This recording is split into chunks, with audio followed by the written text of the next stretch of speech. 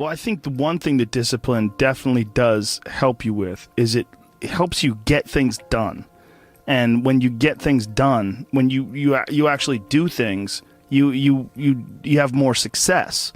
If you have more success, and sometimes a big part of success is just not being fucking lazy and just doing it. Yeah. That's like 90% of it is just showing up.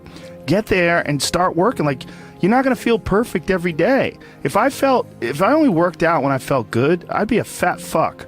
Because there's a lot of days I don't want to do it. It's pretty much the same with everybody that actually gets good at something. There's got to be those days you push through.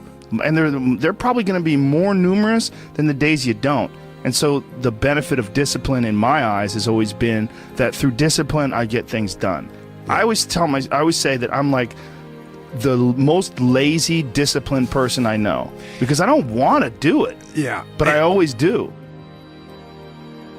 One of the big problems is sitting down and doing the work. Mm-hmm. And you got to, and Pressfield talks about that in the most concise and beautiful way, and he labels it like an enemy. He calls it resistance. Mm-hmm. And that you have to sit down, you have to overcome resistance, and that the pro goes to work. And it doesn't matter if you're sick, doesn't matter if you have kids, it doesn't matter what, you're a pro and you go to work, and that just, it puts it in your head that this is what I do. This is what, and you have pride in that. And then when you are in front of that keyboard and you look down the count, it says, I got fuck 1,000 words today. I put 1,000 words in. You're doing the work, and out of that work, gems blossom. Little things, but you might have a day where you just write nothing but dog shit. So what? Show up again tomorrow, and tomorrow out of that dog shit, a flower will emerge. You never know, and that's the only way to develop real.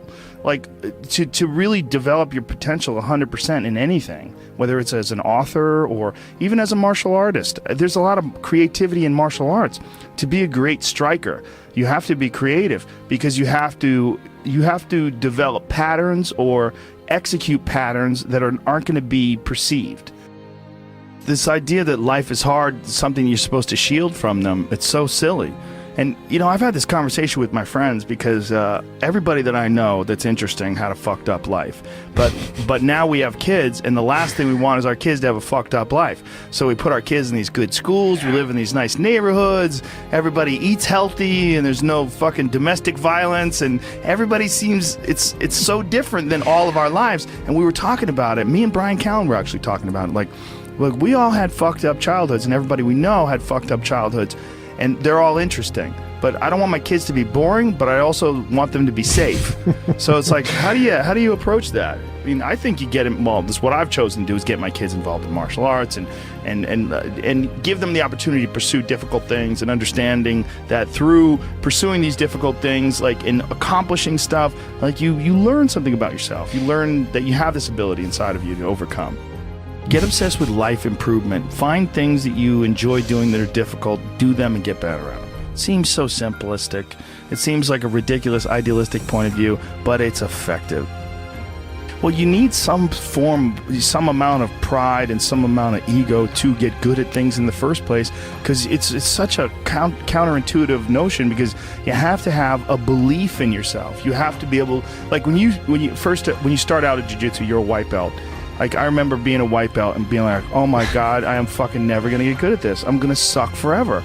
But to look at people who are better than you and know they had to have sucked at one point in time. Okay, there's somewhere along the end of this tunnel, there's got to be a light. I just got to keep going. Yeah. And that takes ego, and right? Ego, yeah, I was going to say, I mean, ego drives you to be successful, me to be successful. Ego is what's driving you. The problem is when you let ego go too far. Yeah. And everything takes balance. I mean, there's a dichotomy in everything. Every part of you has a dichotomy. You can get so into the physical aspects of things that you end up like doing a bunch of steroids and going crazy and ruining your health. Right? Yeah. That's not good. Right. The other end of the spectrum, you can sit around and play video games and turn into a... Bodybuilding is a great example of that, because when you start lifting weights, you're like, God, I'd like to be stronger. And you start getting a little bit bigger. You're like, oh, look at that. I got a muscle. Woo, this is cool. And then you keep going, and then you keep going. But some guys get so fucking crazy, they won't stop until they have 22-inch arms. And they want to have thighs that are so big, they have to walk like they've got a barrel in between their legs. And, and they just can't help it. They just take it to some completely unhealthy place. Yeah, that's rough. Yeah, well, it's just the nature of trying to get good at something. You got to recognize what's good and what is just fucking insane.